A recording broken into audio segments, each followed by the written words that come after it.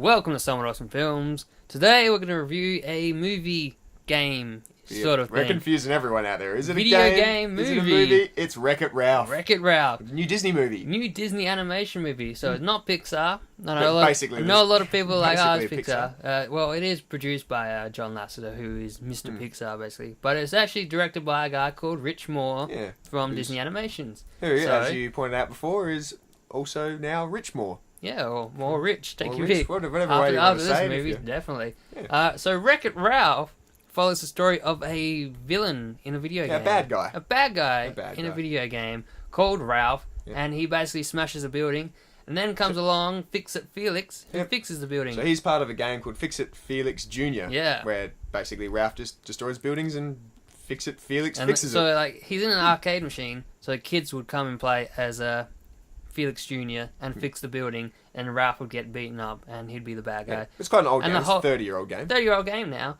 and everyone in that game kind of treats Ralph like crap.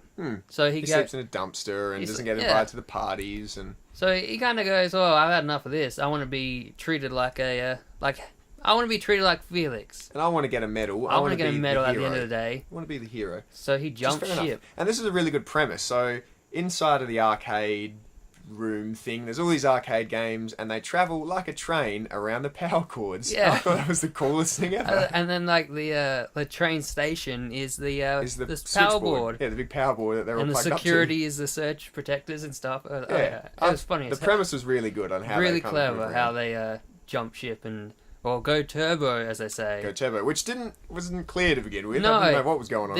This is one issue I had with it, but we'll get to that later on. So Wreck-It Ralph was played by John C. Reilly. Yep. Voiced by, I should say, not played by, because it's Voiced by, an animation film.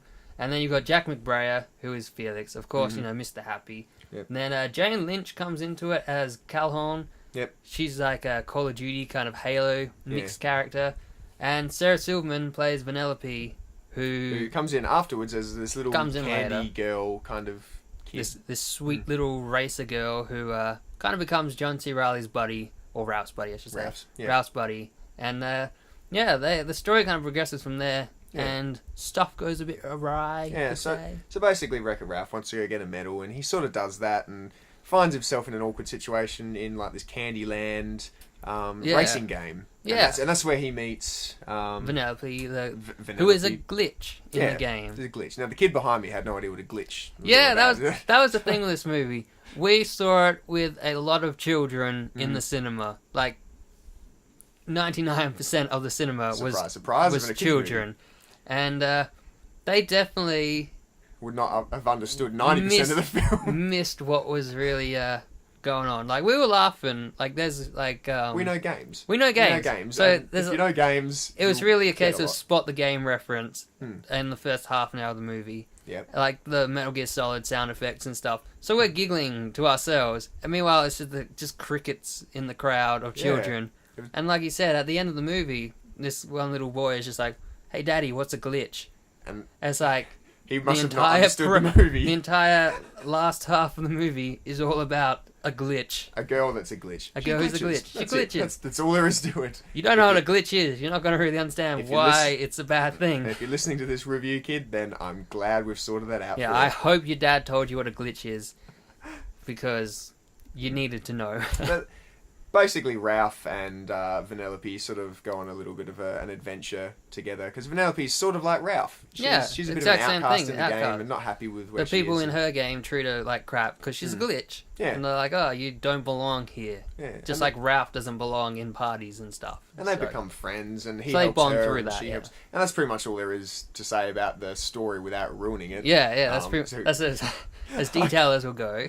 But I really liked this movie as well. I really enjoyed it. It was excellent. We saw it in 3D, and the 3D was pretty good. And it still meant, the 3D was actually great because it was subtle. It was wasn't subtle. in your face. I forgot like halfway through that I was watching it in 3D, and then I had to remind myself, like, "Hey, pay attention. Stuff's coming at you." And I was like, "Oh yeah, that's right, it's 3D." But I thought the best thing about it was a pretty simple story. It was meant for kids, obviously, but they really threw in the jokes for adults that like games. We like our games. And it's like, you got like Sonic, Eggman, Zangief. So many Nintendo games as well in there. So, like the Bowser in there. NES controller is like a keypad for a Volt. I think there's some rumours of a sequel already for this. Yeah, with Mario. Mario, so that'll be interesting if they go with that. I was shocked at how many game references they actually managed to fit in there. This movie would have had gone through hell for licensing because there's so many different characters. They probably would have Pac-Man would have funny. Yeah, Pac-Man and Sonic and all that. They probably would have fought over no, I want Sonic to be front and center. No, I want Pac-Man. Sonic actually got a pretty big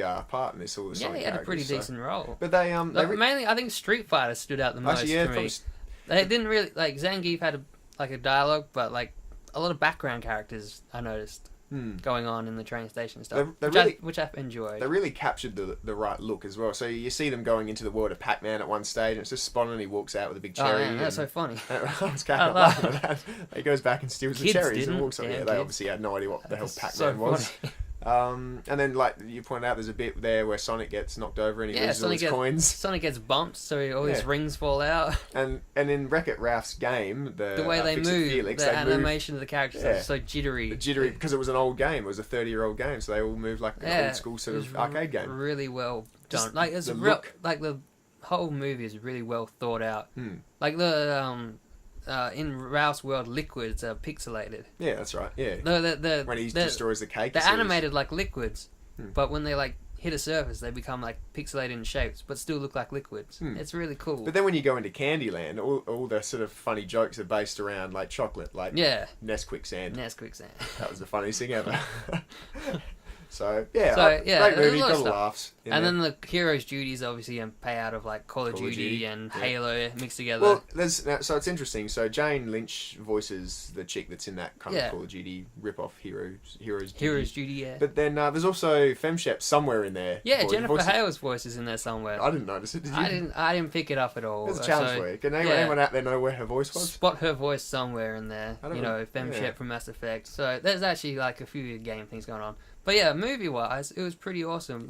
One thing I have to say is they ruined the plot about halfway through. They introduce you to Candyland, they introduce you to the characters in Candyland, and then they have kind of a flashback sort of thing, explanation of of a bad moment in the past. Moment in the past. Which should have been right at the start with Ralph. So you just know the story, but then you get the gist of it. But instead they chucked it. They chucked it in after introducing all the characters. So then you've got an hour of plot just ruined. Because you knew what was going to happen. Then it was so obvious. Exactly it was just you're oh wow, this is pretty interesting. And there's hey guys, spoilers. Bam! Here it is. This is what's going to happen the rest of the movie. And then you're just oh man, that kind of sucks. I think that surely Disney did this for kids. Yeah, they did this for kids, so it would be easier for kids to sort of go, 50% of them know what's going on, the other 50 don't. But adults, it kind of ruins it a little bit. But you've just been told the rest of the movie in a 20-second summary, and you're just well, damn. But looking past that, still really good. Besides that, really enjoyed it. Ralph's awesome. Oh, Ralph, great character. Probably expect some video games of Ralph coming out. Yeah, I'd say so. It's probably going to happen. Wouldn't expect tie-ins with Sonic and stuff to join. Hey, hell, Ralph will probably be in Smash Brothers. Hey, Smash Brothers. I would not be surprised if Wreck-It Ralph is in Smash Brothers, new Smash Brothers. Surely there'll be some games. Because there's quite a lot of Nintendo licensing in this. So Nintendo are on board. So look, I'm going to go so far as to give this an 8.5. 8.5. Yeah, I'm with you there. Wreck-It Ralph was pretty awesome. Really good. Go see it. Yeah, he's gonna wreck it.